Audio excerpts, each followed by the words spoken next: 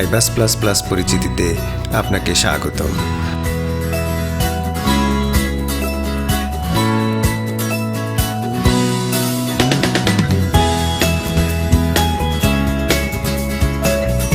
আইবাস একটি ইন্টারনেট ভিত্তিক সফটওয়্যার, ফলে এটি ব্যবহার করতে হলে যে কোনো একটি ইন্টারনেট ব্রাউজার যেমন মজিলা ফায়ারফক্স অথবা গুগল ক্রোম ব্যবহার করতে হবে। ব্রাউজারের অ্যাড্রেস বারে আইবাসের অ্যাড্রেসটি টাইপ করলে আইবাসের লগ ইন স্ক্রিনটি আসবে। লগ ইন স্ক্রিনের প্রথমেই আপনার লগ ইন আইডিটি টাইপ করুন এবং পাসওয়ার্ডের ঘরে আপনার পাসওয়ার্ডটি টাইপ করুন। এর নিচে এই ঘরে দেখুন কতগুলো সংখ্যা লেখা আছে, এই সংখ্যাগুলো উপরের ঘরে এইখানে টাইপ করুন।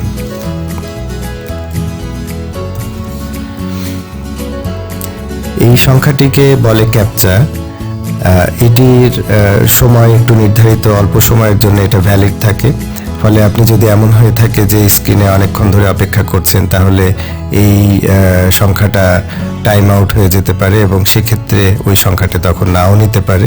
এরকম ঘটলে আপনি ট্রাই অ্যানাদার দিলে আরেকটি সংখ্যা আসবে, সেই সংখ্যাটি আপনি টাইপ করুন। আপনি যদি পাসওয়ার্ড ভুলে যান তাহলে ফরগট পাসওয়ার্ড এই লিঙ্কে ক্লিক করলে আপনার পাসওয়ার্ডটা রিসেট করার অপশন আসবে। এই ব্যাপারে আমরা আরেকটি ভিডিওতে কথা বলবো। এখন আপনি লগ ইন বাটনে ক্লিক করলে আইবাসে লগ ইন করতে পারবেন। লগ ইন করার পরে এই আপনার প্রধান স্ক্রিনটা চলে আসবে।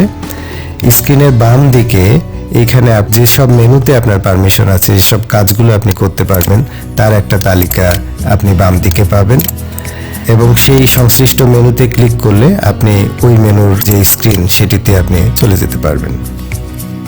মেনু অংশের ডান দিকের উপরে একটি চারকোনা ঘর দেখতে পাবেন। এই ঘরে ক্লিক করলে মেনুটি বন্ধ হয়ে যাবে, আবার ক্লিক করলে মেনুটি আবার প্রকাশিত হবে। এই অপশনটার একটা বিশেষ সুবিধা আছে, সেটি হলো কখনো যদি এমন হয় যে আপনার এই স্ক্রিনটি অনেক বড় দরকার, যা যা আছে স্ক্রিনে ধরছে না, স্ক্রল করতে হচ্ছে, তখন আপনি এরকম ক্লিক করে স্ক্রিনের আয়তনটা, বিশেষ করে উইডথটা বাড়িয়ে নিতে পারেন। উপরের ডান দিকে লগ আউট যে লিঙ্কটা রয়েছে, এখানে ক্লিক করলে আপনি আইবাস থেকে বেরিয়ে যাবেন। তারপরের যে আপনার লগ ইন নেমের দিয়ে একটা লিঙ্ক রয়েছে, এখানে ক্লিক করলে আপনি প্রধানত দুটো কাজ করতে পারেন।